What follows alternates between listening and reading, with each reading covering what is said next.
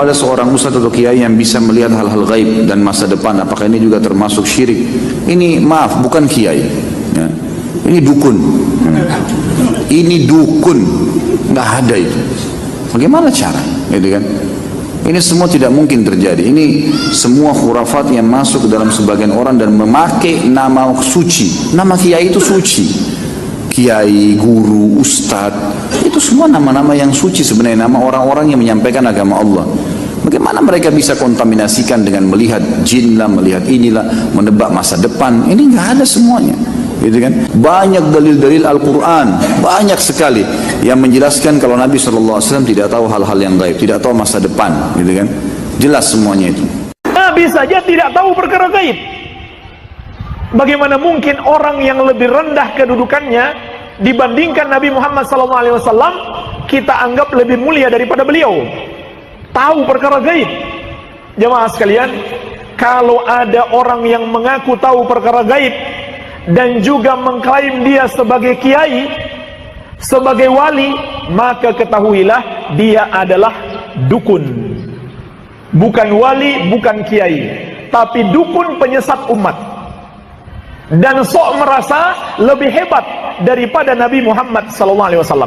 Nabi saja nggak tahu perkara gaib. Gaib itu kita nggak ngerti kedepannya bagaimana. Nah itu yang saya bilang, itulah yang namanya gaib. Bukan jin yang gaib. Kalau jin biasa, jin itu biasa. Karena apa? Orang-orang non muslim itu bisa lihat jin, bilang gaib gimana? Dia salah mata. Ya enggak, jangan ngomong begitu. Orang cacat itu sebelumnya ya gaib. Karena pikirannya ya dulunya anaknya biasa. Keluar cacat gimana? Siapa yang mau disalahin? Ya harus cari solusinya, itu yang penting dan yang benar, itu cari solusi. Makanya kalau tadi saya sempat nggak, loh kok bunda ya, loh kok bunda ya, gitu. Oke, kita sepakat yang tahu barang gaib banyak. Mestinya ditambah dan yang dingertikan Allah, dan yang cuma yang dingertikan Allah itu ngertinya karena lagi-lagi karena diberitahu. Dan itu ada ayatnya juga, ayat ini sorry jelas. Allah mensifati dirinya itu alimul ghaib, ini di surat Jin. Alimul ghaibi fala yudhiru ala ghaibihi ahada illa man irtada mir rasulin. Illa man irtada mir rasulin. Allah itu zat yang tahu alam ghaib, dan alam ghaib yang dimengerti Allah itu tidak pernah dipertontonkan atau diajarkan ke yang lain kecuali Rasul yang diberi ridho. Jadi artinya apa? Ada beberapa barang gaib yang Nabi dingertikan. Paham itu maksudnya? Tapi ya tetap dia, karena posisinya Nabi itu di. Saya beri sekian contoh, misalnya begini. Waraqah bin Naufal itu orang Nasrani, tapi dia penginjil yang sejati. Dia tahu bahwa Nabi akhir zaman mau lahir di angkatan dia. Ya akhirnya ketika Nabi sowan setelah mendapat wahyu, kata Waraqah kan, kamu itu Nabi benar dan Anda dapat wahyu kayak Musa. Saya sudah tua. Andai kan saya masih muda, saya akan membela kamu saat kamu diusir oleh kaum Anda. Terus kata Nabi Muhammad, masa saya diusir? Terus kata Waraqah, orang seperti kamu pasti ngalami diusir. Itu 1 hari setelah Nabi Muhammad jadi Nabi. Kemudian beliau diusir setelah 13 tahun jadi Nabi. Gitu, misalnya jadi Nabi umur 40 tahun, diusirnya kan tahun 53, Nabi umur berapa? Itu kan barang gaib, tapi tercatat dalam aturan-aturan kriteria Nabi agar Nabi ya sebenarnya alami diusir. Nah itu ya barang gaib, tapi orang bisa tahu karena dingerti. Sekarang di Masjid Biru, Masjid Khodro di Turki, itu ada di kubahnya, di menaranya itu ada tulisan lataf tahunnal Konstantonia waratung fikunna kunuza fi sabilillah. Itu Imam Bukhari meriwayatkan itu tahun 200 Hijriah. Saya ulang lagi, 200 Hijriah. Dan itu hadis ditulis, dibaca ulama seluruh dunia. Zaman itu Konstantinopel masih dalam kekuasaan Romawi. Konstantinopel Turki ini, Konstantinopel yang terkenal tentang Turki. Setelah 600 tahun dari hadis itu diriwayatkan, Konstantinopel ditaklukkan oleh Pangeran Al-Fatih.